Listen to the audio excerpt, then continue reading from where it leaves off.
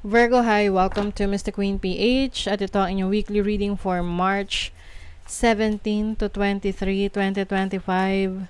If you're interested in private readings, meron tayong link sa description at sa pinned comment. Paka-check nyo lang information kung paano mag-book for a private reading.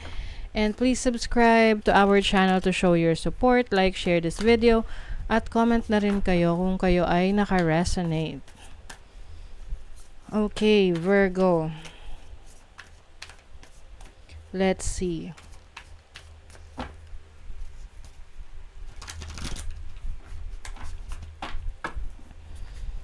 Anong ganap?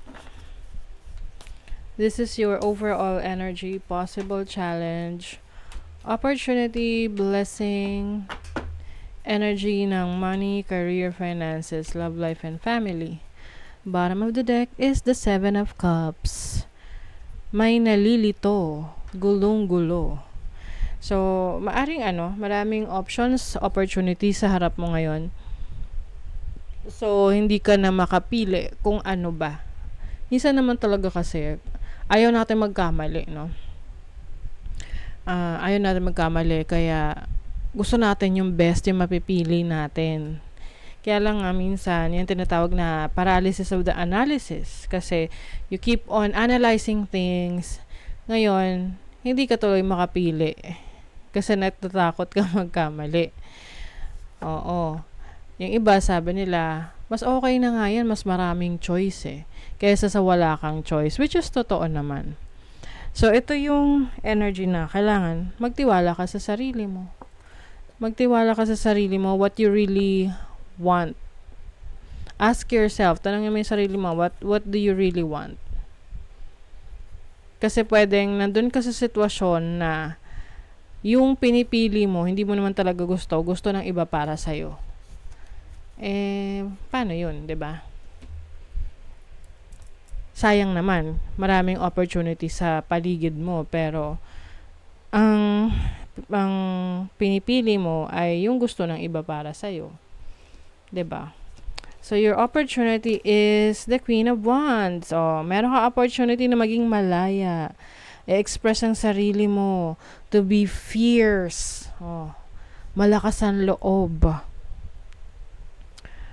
You are stepping into your own power as well, Virgo. And then your challenge is the Queen of Pentacles. Ayun lang. Kasi may mga times na yung mga actions mo, hindi siya practical. Maaring parang nagpapadala ka sa bugso ng iyong damdamin. Ito yung tipong susugod agad, no? Sugod agad. Hindi mo muna masyadong pinag-iisipan. So, your challenge is to analyze. Which is actually, mga Virgo, magaling mag-analyze.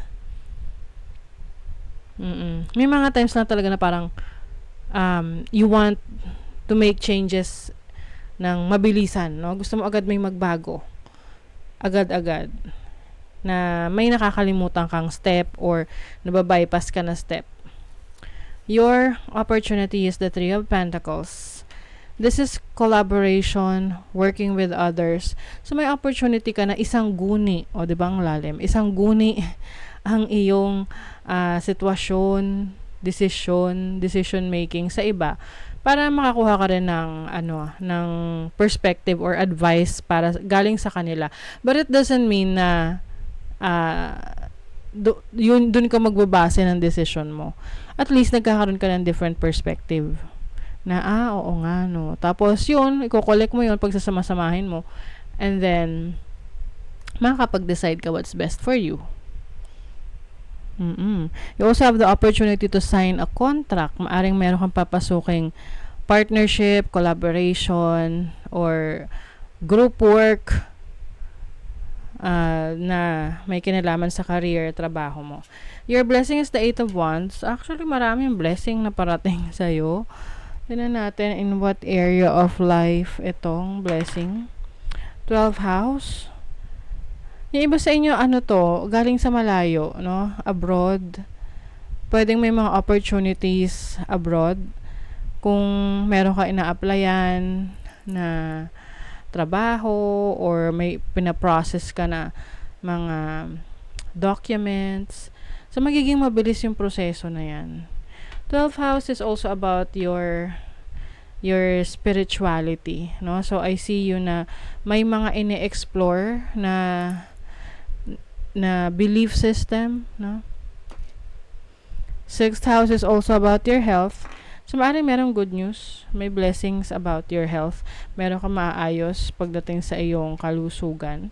So, sa iyong money, career, finances, you have the sun. Ang ganda nito kasi, the sun is about illumination, may clarity. I think, yung nabanggit ko sa inyo kanina na kayo ay confused, medyo magulo, no, yung sitwasyon nyo. When it comes to your career path or business, eventually, maliliwanagan ka. Kung ano ang makakabuti para sa yung career, sa trabaho mo, sa business mo. And then, for your love life, 10 of Cups. Oh, yung ganda. 10 of Cups is happiness, fulfillment. Kuha pa tayo ng card sa money, career, and finances. You may be getting too emotional at the moment that you are losing control of your career and finances. Stand up and come back stronger. Yes, ito yung sinabi ko sa inyo na pabugso-bugso yung inyong action, no? May mga times na gusto mo agad may resulta na. So, I think yan yung i-control mo ngayon, yung emotions mo in making decisions when it comes to money, when it comes to your career or your business. So, sa love life naman, 10 of Cups is happiness. Oo, yung iba sa inyo, mayroong bagong member of the family. May buntis na nanganak na. Yung iba naman, if you're single, very positive yung mindset mo to the point na maa-attract mo yung person na kapareho ng frequency mo. You may be attracting your soulmate. Ayun, ito yung divine guidance. Pagdating sa confusion, yung mga nako-confuse dyan.